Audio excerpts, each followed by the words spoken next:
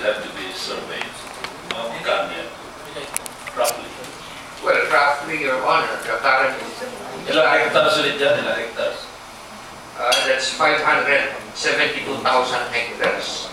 If you put in a market increment of just 50% of its current value, currently the farmland's value of the DENR is around what?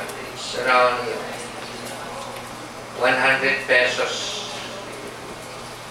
100 pesos per square meter. Malaki masyado yan sa... Malaki yun. Oh, malaki. But that's the average. That's the average. So if you lower it, In the 80s, dito sa may Calabarzon, nilabibenta pa dyan una mga 50 to 100 per square meter. Asa ngayon po wala. No, I mean, that's why, historically, may time na sa Calabarzon, Laguna area, no, binibenta yan ng mga 50 to 100. But yung sinasabi mo lang, is our bundoks. Yung mga far-flung places na po ito. So, if you put in an increment of just 50 pesos increment to market value times 570,000, that's the incremental value we can get out.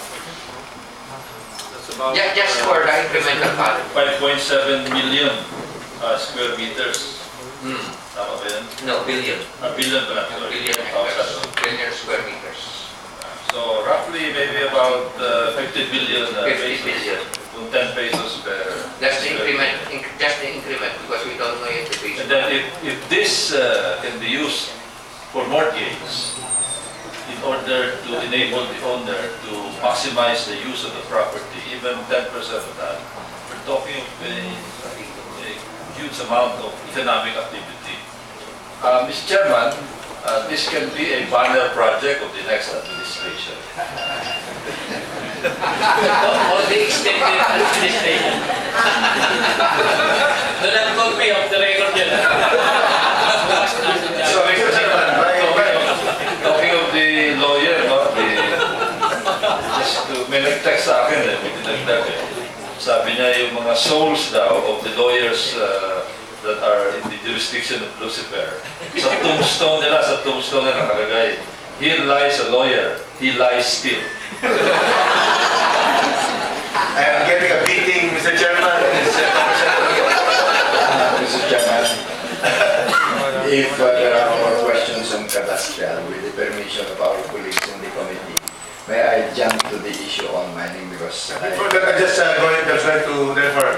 Mr. Chairman, the 570,000 should be under DNR. In other words, instead of waiting for that to be able to remit to them, my suggestion is that the cost of issuing the patents for these public lands be included in the budget of that. That's why we would like to request you to submit to this committee.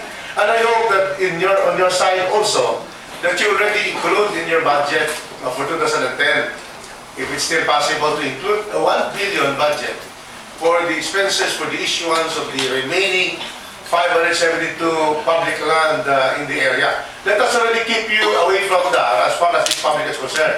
It's not more of agrarian reform, this is really more of distribution under the DNR because these are not owned by private sector who are going to be compulsorily be forced to sell their lands. So, Mr. Chairman, I am therefore going to support a 1 billion additional budget at least for DNR to already issue the patents for this 570,000. Thank you, Mr. Chairman. The second approach, Your Honor, is of course DNR to be given the authority to enter into a foreign land borrowing with no peso on their part just to finish all of this. And That's not okay. So, Congressman Padilla will be leaving for a while, but he just would like to take some issue of the mining, but he will be back later. Congressman Padilla, I'd like to presence of Congressman. Can I request a 5 minutes break? Biological news. maybe if the MGP people are here, so that meanwhile that you are out, they can take over. Magandang gabi ba yan? We have. Mr. Chairman, I just would like to know Magandang gabi ba yan? that your committee hearings have a healing effect on Congressman Padilla because he has was wheelchair. Now he has been promoted to crutches. And Congratulations. thank you, Mr. Chairman. So I'm And I would the- like to personally congratulate our colleague here for being so hardworking that even on wheels, now on crutches, he still comes here every day. Not like the other members of the committee. Mr. Chairman, because I was struck by the observation of Congressman Golez that should I become a chairman, I will be addressed as Mr. Will Chairman. So Is there, who is the, will be answering for the NGB? Okay, you may raise the issue. Okay, thank you. Well, in your report, kaya nga sabi ko, I will jump. It is mentioned here, this includes limiting the share of the indigenous peoples from mining operations. May I know if there are guidelines affecting this? I mean, this is part of the report of your department. Because this is something, this is a very, we welcome this development. I'm sure even Congressman Rodriguez would be very happy to hear this. Limiting the share of the indigenous peoples from mining operations. What page that? This would be page 6, Mr. Chairman. Paragraph D, or item D, mining. Thank you, Mr. Chair. As far as the remittance of shares of indigenous peoples from the mining operation, this is in accordance with the Indigenous Peoples' Rights Act.